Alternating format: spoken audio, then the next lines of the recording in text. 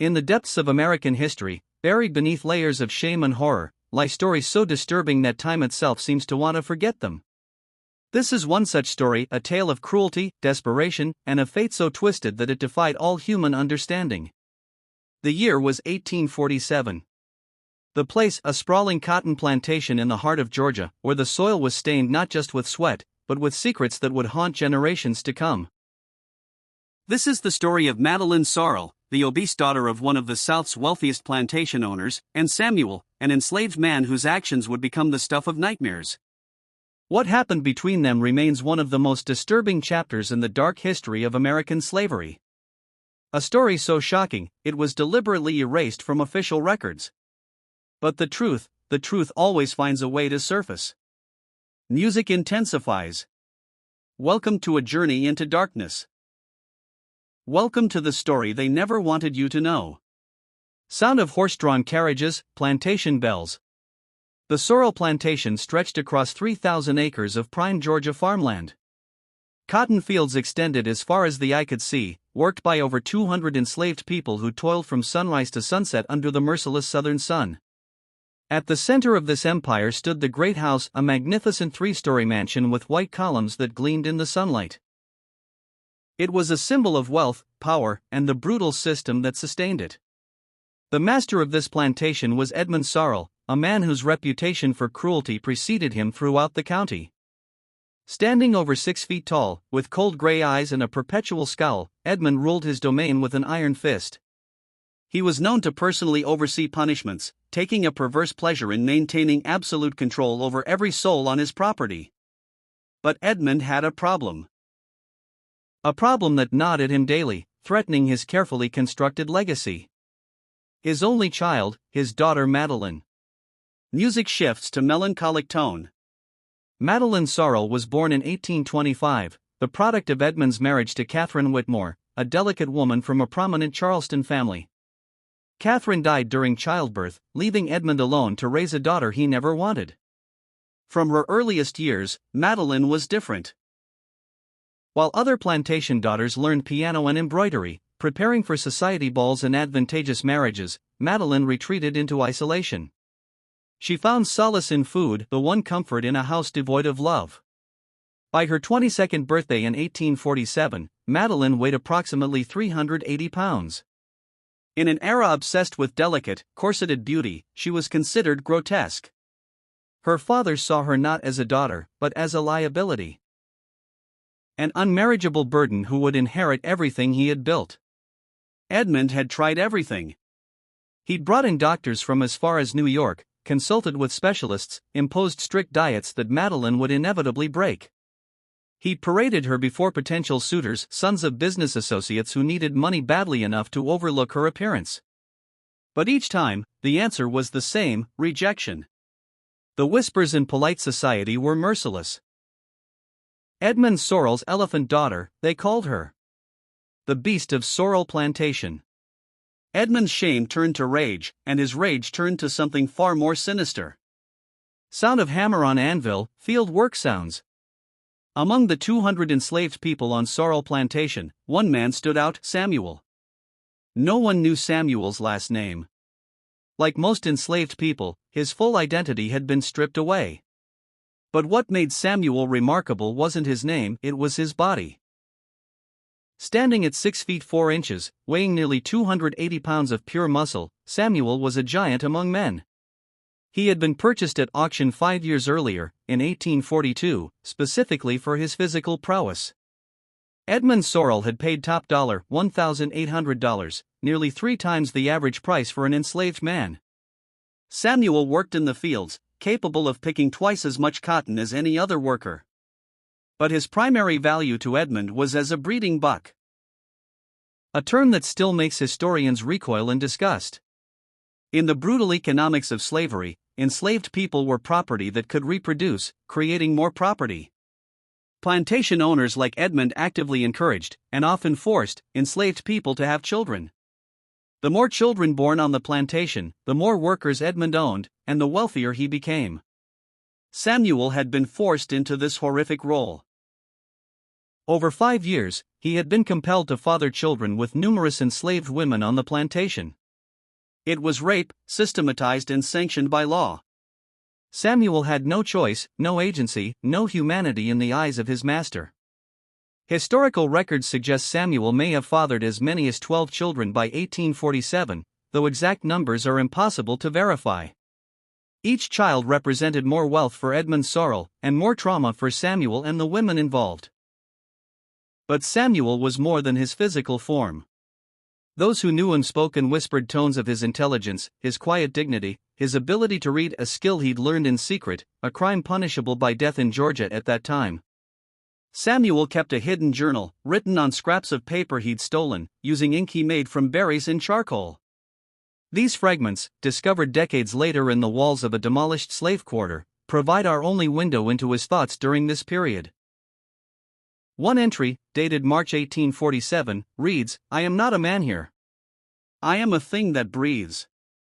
But inside, where they cannot reach, I remain myself. I remember my mother's face. I remember freedom's taste, even if only from dreams." Pause for emotional weight. Samuel never imagined that his fate and Madeline's were about to become horrifically intertwined. Ominous music builds. Spring of 1847 brought no relief to Edmund Sorrel's frustration. Madeline had just turned 22, and Edmund's latest attempt to marry her off had failed spectacularly. A widower from Savannah, desperate for money to save his failing import business, had visited the plantation. The man had been explicit about his willingness to overlook Madeline's appearance for the right price. Edmund had offered an enormous dowry, $20,000, land, and a share in the plantation's profits. The man had agreed, sight unseen. But when he finally met Madeline at dinner, his face betrayed everything. He made excuses, claimed sudden illness, and left before dawn the next morning. The humiliation was complete. Edmund's rage that night was legendary. Servants heard him smashing furniture in his study, screaming about his worthless, disgusting daughter who had ruined his family name. He drank himself into a stupor, and somewhere in that alcohol-soaked darkness, a twisted idea began to form. If no gentleman would have Madeline, if she was truly unmarriageable, then perhaps she could still serve a purpose. The same purpose his enslaved women served. Edmund's reasoning was monstrous in its simplicity. Madeline would never marry, never produce legitimate heirs. But she could produce children who, by the laws of the time, would be born free because their mother was white. But more importantly to Edmund's diseased mind, if he could somehow change her, make her lose weight through the physical demands of pregnancy and childbirth, perhaps she could still be made marriageable. It was a plan born of desperation, cruelty, and the absolute power that slavery granted him. He owned Samuel's body completely. He controlled Madeline's fate absolutely. In his twisted logic, he was simply using his property to solve a problem. Sound of footsteps on wooden floors, door creaking. On the night of April 15, 1847, Edmund Sorrel called Samuel to the main house. This was unusual. Enslaved people were rarely allowed inside the great house except for house servants, and Samuel worked exclusively in the fields. 2 overseers escorted him, whips ready, though Samuel had never given cause for such precautions. They led him not to the parlor or study, but up the grand staircase to the second floor, down a long hallway lined with portraits of Sorrel ancestors, their painted eyes seeming to watch with judgment. They stopped at Madeline's door. Edmund stood there, his face flushed with whiskey, his eyes cold and determined. In his hand, he held a document, a bill of sale that had been modified with fresh ink. "Samuel," Edmund said, his voice dripping with aristocratic authority, "you have been an excellent investment. Strong. Obedient. Productive. Tonight, you will serve a new purpose." Samuel said nothing. He had learned long ago that silence was survival. Edmund continued, "My daughter requires assistance. You will provide that assistance. You will live in the quarters attached to her room. You will attend to her needs. And you will give her a child." The words hung in the air like a death sentence. Samuel's mind reeled. He understood what was being asked, what was being commanded. The same horrific duty he'd been forced into before, but this time with the master's own daughter. The twisted logic of it, the depravity, the complete disregard for every human principle. But what could he do? Refusal meant death, not a quick death, but the kind of death that served as an example. He'd seen men flayed alive for less. Edmund opened the door. Music becomes deeply unsettling. Madeline's room was enormous, decorated in the style of southern opulence, thick curtains, ornate furniture, a massive four-poster bed. But it felt like a prison. The windows were barred, ostensibly for security, but truly to keep Madeline contained. Madeline herself sat in a reinforced chair by the window, staring out at the night. She didn't turn when they entered. She'd learned to disappear inside herself during her father's tirades. "Madeline," Edmund said, his voice falsely gentle, "I've brought you a companion. Samuel will be staying with you from now on. He will help you improve your condition." Madeline finally turned. Her eyes met Samuel's, not with desire or curiosity, but with a profound sadness that shocked him. In that moment, Samuel saw not the monster society claimed she was, but another prisoner. Another soul trapped in Edmund Sorrel's web of control. "Do you understand, daughter?" Edmund pressed. Madeline's voice was barely a whisper. "Yes, father." "And you, Samuel? Do you understand your duty?" Samuel's jaw clenched. Every fiber of his being screamed in revolt. But he knew the price of disobedience. He thought of the children he'd already been forced to father, the women he'd been forced to violate. Another crime added to the mountain of crimes this place demanded. "Yes, master," he said, the words ash in his mouth. Edmund smiled, a terrible, satisfied smile. "Good. I expect results within the year. Madeline, you will submit to this willingly, or I will ensure it happens by force. The choice of dignity is yours." He turned and left, the overseers following, the door locking behind them with a heavy click. Samuel and Madeline were alone. Long pause, only ambient sound. For several minutes, neither spoke. The weight of their situation pressed down like a physical force. Finally, Madeline spoke. "I'm sorry." Samuel looked at her, surprised. "Ma'am?" "I'm sorry you've been dragged into this. Into my father's madness. I know. I know what he makes you do. What he's made you do to the women here. I see them in the mornings, their eyes. I'm not blind to the horror of this place, even if I'm trapped inside these walls."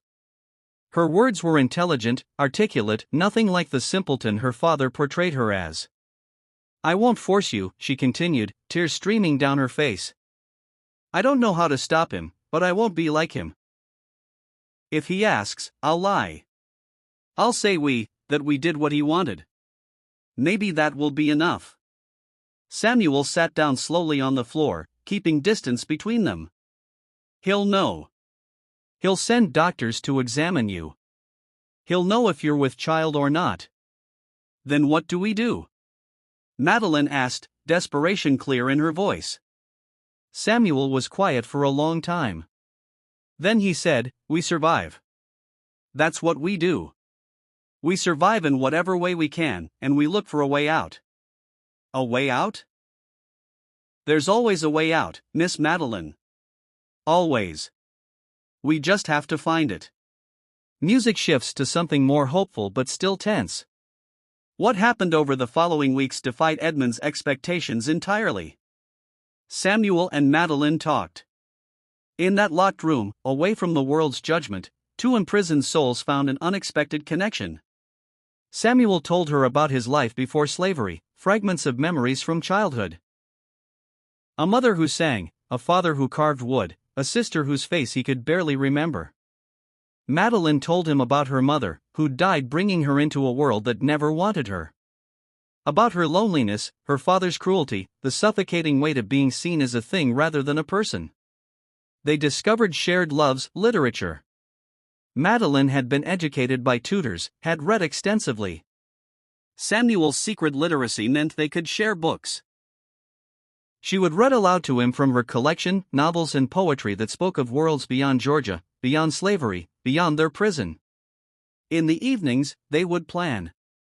Madeline had access to her father's papers sometimes when he was drunk. She began to study them, looking for information about safe houses, about the Underground Railroad, about sympathizers who might help. Samuel, meanwhile, began to carefully gather resources. He was still required to work in the fields during the day, but his nights were spent in Madeline's quarters. He started hiding small amounts of money he found or earned through extra work. He gathered information from other enslaved people about escape routes.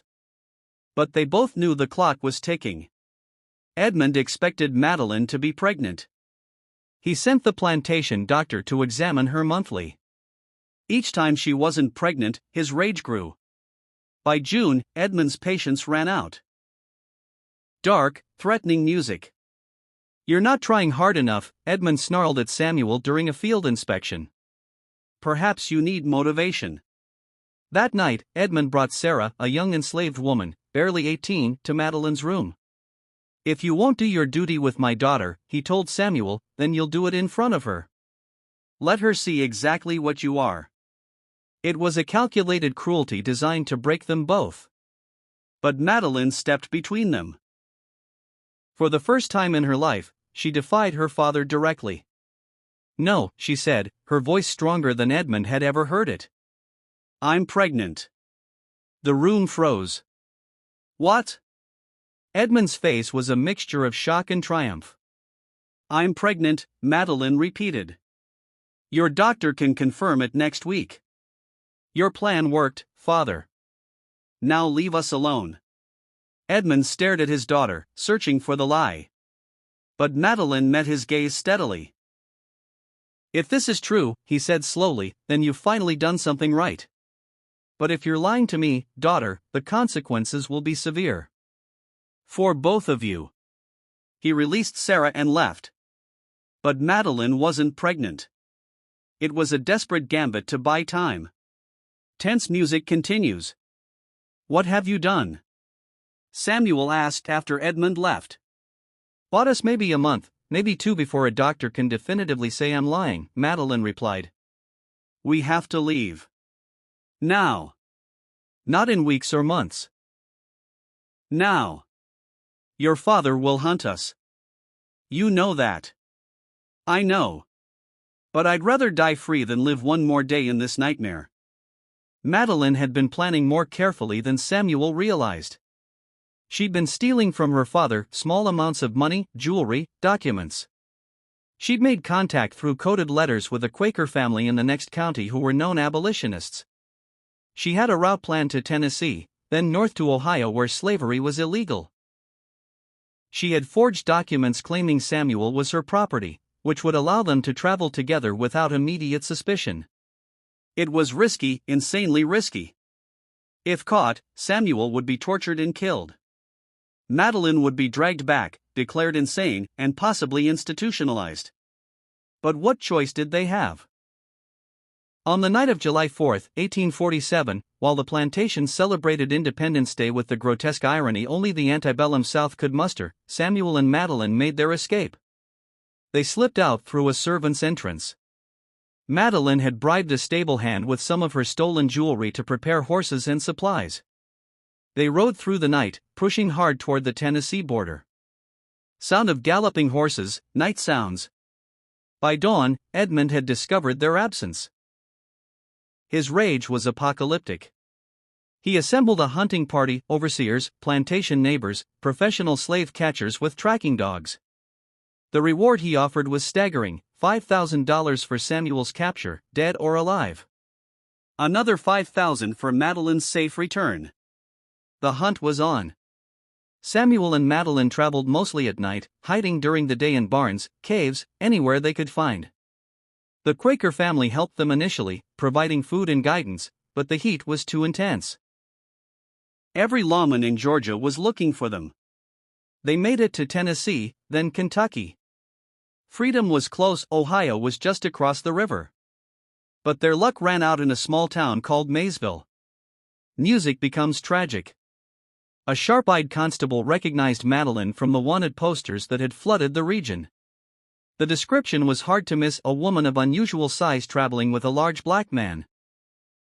They were arrested on July 19, 1847, just 15 days after their escape and mere miles from freedom. The constable sent word to Edmund Sorrel immediately. Samuel and Madeline were held in separate cells. They weren't allowed to speak to each other. Madeline tried to claim that Samuel had kidnapped her, forcing her to flee against her will, hoping to save his life. But Edmund wouldn't hear it. Edmund arrived 3 days later with a contingent of men. What happened next entered local legend as one of the most brutal examples of plantation justice ever witnessed. Warning: disturbing content ahead. Music reflects this. Edmund had Samuel brought to the town square in chains. He wanted the punishment to be public, to be remembered, to serve as a warning to anyone who might think of defying the system. Samuel was stripped and tied to a whipping post. Edmund himself took the first lashes, screaming about betrayal, about stolen property, about the natural order of things. But whipping wasn't enough for Edmund's rage. Historical accounts from witnesses, recorded in letters and diaries, describe what happened next with horror and disgust. Edmund had brought a brazier with branding irons. He branded Samuel's chest, his back, his face with the Sorrel plantation mark and S inside a circle. The smell of burning flesh filled the square. Children were rushed away. Even hardened slave owners looked away. But Edmund wasn't done. He wanted Samuel to suffer in a way that would serve as the ultimate humiliation, the ultimate assertion of power. Using methods described in letters but too graphic to detail fully here, Edmund mutilated Samuel's body, specifically targeting the physical attributes that had made Samuel valuable as a breeding buck. The brutality was medieval, designed to ensure Samuel could never father children again, could never be used as Edmund had used him. Samuel screamed. He begged. He prayed. But Edmund showed no mercy. By the time Edmund finished, Samuel was barely alive, a broken, mutilated shell of the man who had dared to help his daughter escape. Heavy, sorrowful music. Edmund had Samuel thrown in a wagon and brought back to Sorrel Plantation. But not to be healed or to continue working. Edmund had something else in mind. Madeline was forced to watch everything. Her father wanted her to see the consequences of defiance, to understand the price of her rebellion. When they returned to the plantation, Edmund had Samuel dragged to a specially prepared room in the basement of the great house. It was dark, windowless, with thick stone walls. You wanted to save him, Edmund told Madeline. You wanted to run away with him. Then you can stay with him. Forever. Edmund's final cruelty was this. He had Samuel chained in that basement room, his wounds left untreated, infections spreading through his broken body. And he locked Madeline in there with him. You will stay here until he dies, Edmund declared. And then you will stay with his corpse until you've learned your lesson about the natural order of things. About where you belong and who you belong to. The door was sealed.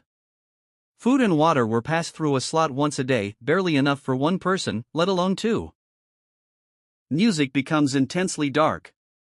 What happened in that room over the following days remains one of the most disturbing aspects of this story. Samuel was dying. His wounds were catastrophic, infections raging through his body. He was in agonizing pain, feverish, delirious. He would cry out in the night, sometimes in English, sometimes in fragments of the African language his parents had spoken.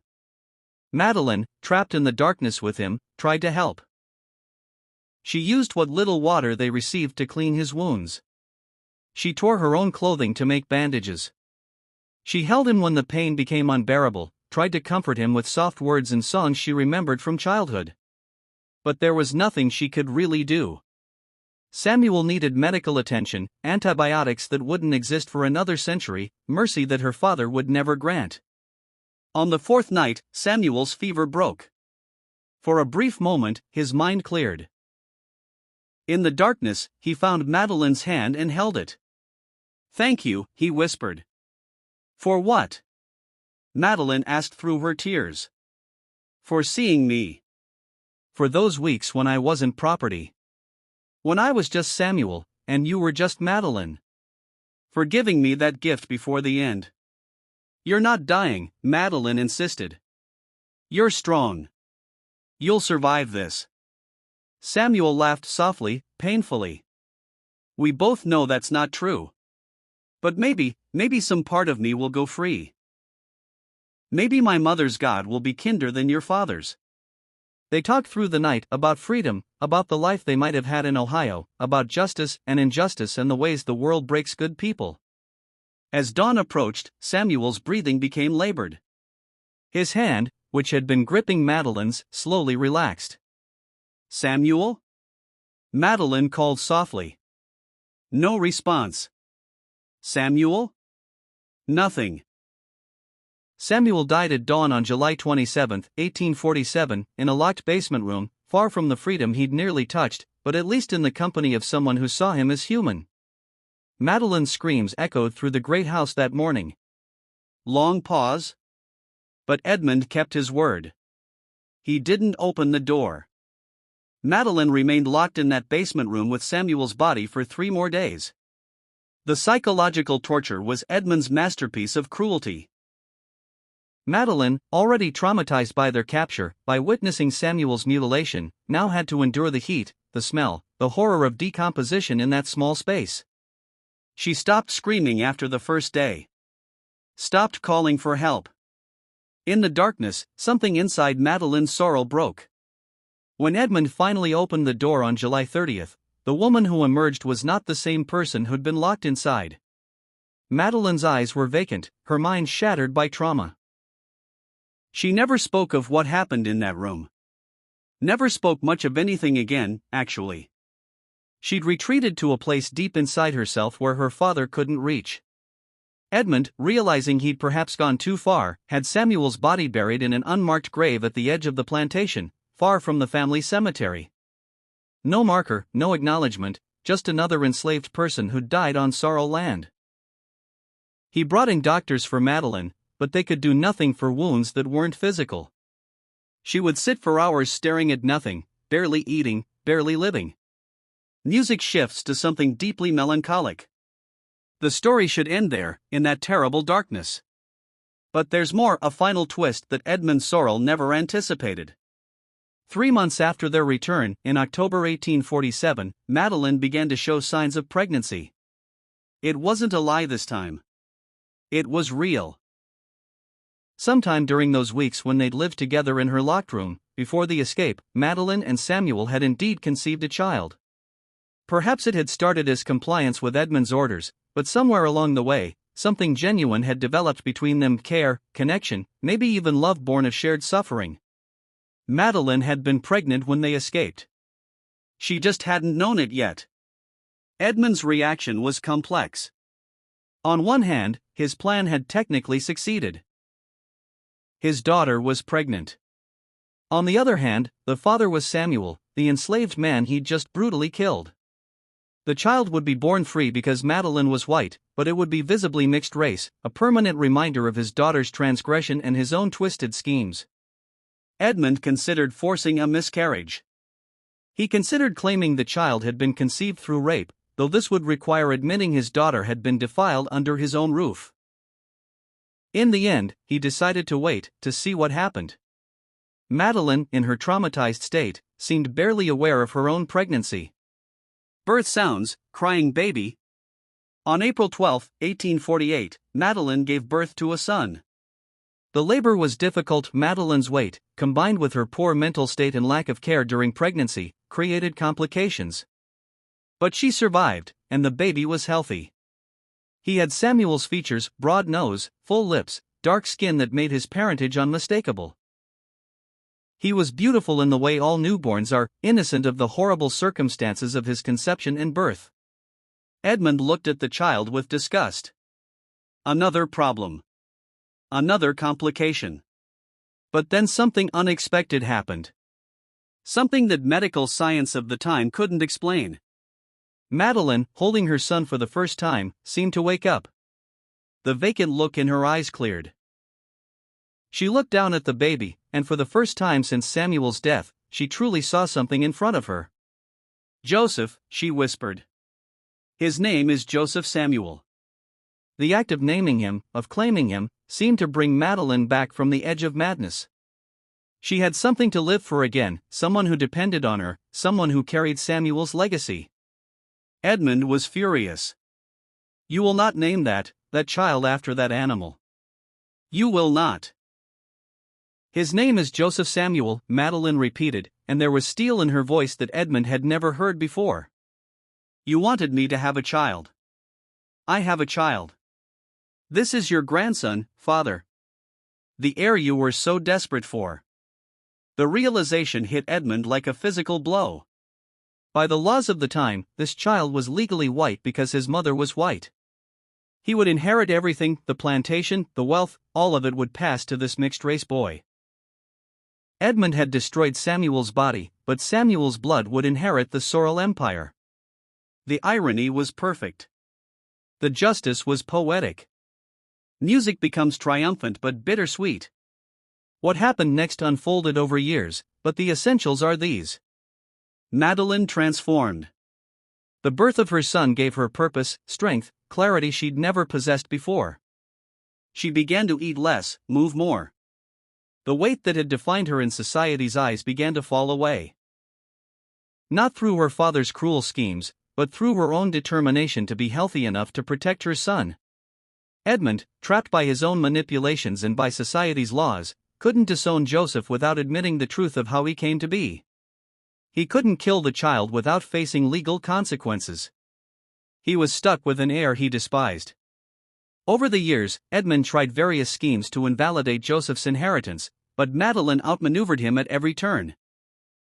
She'd learned from watching her father, learned the law, learned to use the same system that had enslaved Samuel to protect his son. In 1853, Edmund Sorrel died of a stroke at age 57. Some say the apoplectic rage that brought it on was triggered by a lawyer's confirmation that he couldn't break Joseph's inheritance. Madeline inherited everything, the plantation, the wealth, all of it. And she began to use it. Hopeful music emerges. On January 1, 1854, Madeline Sorrel freed every enslaved person on Sorrel Plantation. All 187 people still living there were given their freedom, along with plots of land and enough money to start new lives. The Plantation Society was scandalized. Neighbors threatened legal action. But Madeline had made sure every document was airtight. She didn't stop there.